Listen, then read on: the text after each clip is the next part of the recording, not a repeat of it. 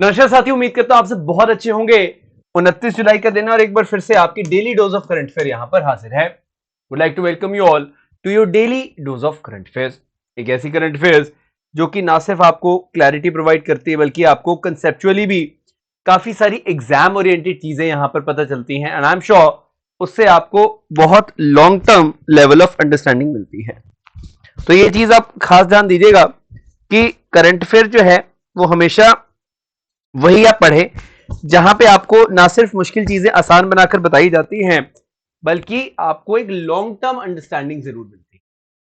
Anyways, before you start make sure आप इसको अपनी लाइव वीडियोस में जरूर ऐड कर ले एंड मैं टेलीग्राम चैनल जो आकाश ने टेक्स्टबुक है उसको आपको ज्वाइन करने के लिए बोलूंगा बिकॉज यहां पर आपको इंपॉर्टेंट पीडीएफ है, वो मैराथन हो कुछ भी हो, जो भी इंपॉर्टेंट सेशंस होते हैं उन सबके आपको प्रॉपर तरीके से जो पीडीएफ से यहां पर दिए जाते हैं ये आप भी यहां पर जानते हैं। कल मैंने एक छोटा सा क्वेश्चन पूछा था, आई आस्क्ड दिस क्वेश्चन कि कोऑपरेटिव सोसाइटीज किस लिस्ट में है, तो the answer of course is state list. और दूसरा क्वेश्चन था कि भाई यहाँ पे कंबोडिया का जो बॉर्डर है वो मैंने पूछा था, तो कई लोगों ने यहाँ पे आंसर दिया है। तो we have got Shiv, then we have got Battu, Prasenjit, Prelis, Prince, Damini, Niku, Basant, then we have got Anita Mishra, user Yuvraj, Divyank, Radha, Shashti, Uday, Kajal, Juhi, Nishant and गोरा। आप सबने बहुत बढ़िया तरीके से इसका जवाब दिया। देखिए ये जो क्वेश्चन था ये बहुत ही खास क्वेश्चन था। पहले तो आप ये चीज अंडरस्टैंड करो क्योंकि हमें यहाँ पे मतलब इस प्रकार का जो क्वेश्चन है बिकॉज कंबोडिया का नॉर्मली जो मैप है मैं देखता हूं बहुत सारे लोग नहीं समझ पाते। मतलब मैं ऐसा तो नहीं कह सकता कि बहुत कॉम्प्लिकेटेड मैप है but it's kind of the kind of the location we see कि कंबोडिया जहां पर है वहां पे मतलब कई बार आपको प्रॉपर जो क्लैरिटी है वो नहीं मिल पाती कि थाईलैंड, लाओस, वियतनाम की। तो मैं बहुत अमेज हूं कि आप सबने बहुत अच्छे से आंसर दिया है। थाईलैंड, लाओस, वियतनाम, तो सबने बढ़िया से आंसर दिया, ये याद रखेगा। And of course it's not a landlocked country, Laos is a landlocked country, लेकिन कंबोडिया लैंडलॉक कंट्री नहीं है। तो आई होप ये क्वेश्चन से आपको थोड़ी बहुत क्लैरिटी जरूर मिली होगी बिकॉज अल्टीमेटली देखिए व्हाट मैटर्स इज कि हम लोग कितने जो भी मतलब पॉइंट्स हैं उनको अंडरस्टैंड कर पा रहे हैं। हर एक करंट अफेयर में मैं कोशिश करता हूं आपको कि कुछ एक्स्ट्रा मैं दे सकूं, और मैं एक्स्ट्रा तभी दे सकता हूं जब मैं आपको कुछ एफर्ट करने के ऊपर मतलब लगाऊं। आप कुछ वहां पे एफर्ट करोगे तभी कुछ निकल कर आएगा, ये तो आप भी जानते हैं। तो ये आप थोड़ा सा नोटिस करिएगा। चलिए, क्लियर हो गया जी इतना। तो हमें ये पता है थाईलैंड, लाओस और वियतनाम जो है ये बिल्कुल सही जवाब है और कोऑपरेटिव सोसाइटीज जो है वो स्टेट लिस्ट में है, ये मैं आपको बता चुका हूं। एनी डाउट स्टिल है? अगर है तो आप प्लीज कमेंट सेक्शन में छोड़ दीजिएगा, I will be clearing the doubts. चलिए शुरू करते हैं आज का जो सेशन है उसको। आज के जो सेशन है ये बहुत खास है, हालांकि इट्स बीन सम टाइम, लेकिन इंडिया ने जो लॉन्च किया ना international big cat alliance IBCA, ये बहुत ज्यादा न्यूज में है और ये एग्जाम पॉइंट ऑफ व्यू से बहुत ज्यादा इंपॉर्टेंट है, ये बात आप याद रखिएगा। Now what exactly is this thing all about, पहले तो आप इसको अंडरस्टैंड करें। IBC को हमने लॉन्च किया है क्योंकि 7 major big cat species on the earth को हम लोग सेव करना चाहते हैं। पहली बात तो कौन सी स्पीशी की हम बात कर रहे हैं आप याद रखो, जैसे टाइगर है, ये लायन है, तेंदुआ जैसे लेपर्ड हो गया, प्यूमा हो गया, चीता है, देन वी हैव गॉट ये स्नो लेपर्ड है, जैगुआर है, ये है 7। तो आप पहले तो ये याद रखिए कि दी 7 कैट स्पीशी जो है इसको हम लोग बचाना चाहते हैं। इतना समझ आए? पिक्चर से आपको समझ आएगा, आप इसका स्क्रीनशॉट ले सकते हैं। अब we are inspired by the project tiger की जो सक्सेस हुई है जिसको 50 ईयर्स हो चुके हैं अब, उससे हमने क्या किया, मतलब 70% ऑफ द वर्ल्ड टाइगर को इंडिया ने घर दिया है, ये बहुत बड़ी बात है। और हम लोग एटलीस्ट 97 रेंज कंट्रीज को कवर करना चाहते हैं जहां पे नेचुरल हैबिटेट्स इनका हो। तो ऐसा नहीं कि सारी कैट्स को, इन जानवरों को, इन स्पीशी को, ऐसा नहीं कि इंडिया ही जगह देगी, ऐसा बिल्कुल नहीं है।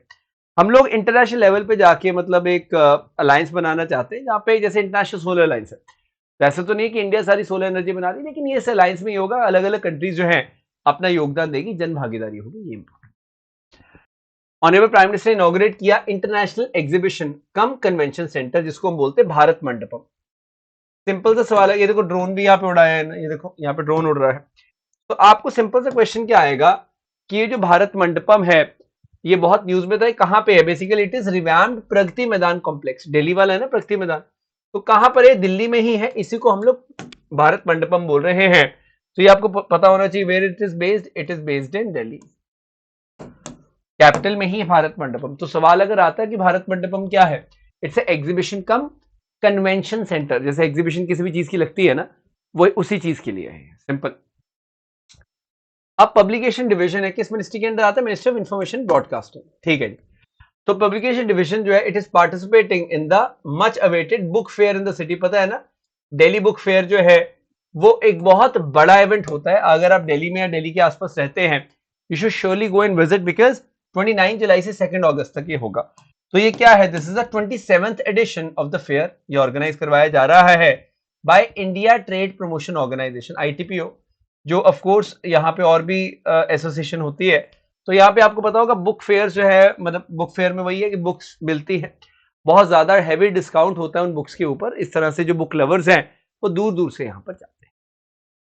अब इंटरनेशनल शूटिंग स्पोर्ट्स फेडरेशन जो है, उन्होंने जूनियर वर्ल्ड चैंपियनशिप करवाई। क्या करवाई? Junior world championship. कहां पे? साउथ कोरिया 2023 में अभी हुई, और वहां पे इंडिया का रैंक 2nd आया है, मतलब इंडिया टॉप 2 में रही है, बहुत बढ़िया। एक छोटा सा क्वेश्चन है आपके लिए, ISS के हेडक्वार्टर्स कहां पे, आप बताएंगे? इंटरनेशनल शूटिंग स्पोर्ट फेडरेशन के हेडक्वार्टर्स कहां पे हैं? आप कमेंट करके बताएंगे। Very easy one this is.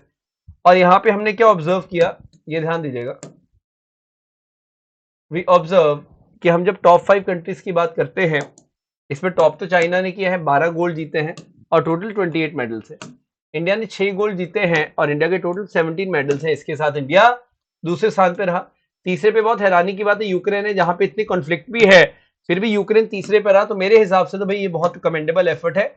और फिर कजाकिस्तान निकली। तो ये आप याद रखिएगा, जो junior world championship south Korea में हुई शूटिंग की, उसमें इंडिया ने दूसरा स्थान हासिल किया है और ISSF इन टूर्नामेंट्स को करवाता है। क्लियर? इजी है। नेक्स्ट मैं बात करना चाहूंगा, पहले तो आपको पता होना चाहिए वादिया इंस्टीट्यूट ऑफ हिमालयन जियोलॉजी, ये कहां पर है? देहरादून में बेस्ड है। कई लोगों को इसके बारे में नहीं पता। एनीवेज, एक ऑटोनॉमस इंस्टीट्यूट है under department of science and technology. अब इसने स्टडी की, एक बहुत शानदार स्टडी की on the morphological and dynamic changes of Parkachik glacier. ये बहुत ज्यादा न्यूज में है, परकाचिक ग्लेशियर। कहते हैं कि 3 न्यू लेक्स में form in the Parkachik glacier in Ladakh. तो पहले तो आपको सवाल जो एग्जाम में आएगा वो आएगा कि परकाचिक ग्लेशियर कहां पर है? Where exactly is Parkachik glacier located? You will say it is located in Ladakh. Glacier retreat हो रहा है, मेल्टिंग हो रही है बहुत तेजी से। तो ये जो मेल्टिंग हो रही है बहुत तेजी से, इसकी वजह से क्या होगा?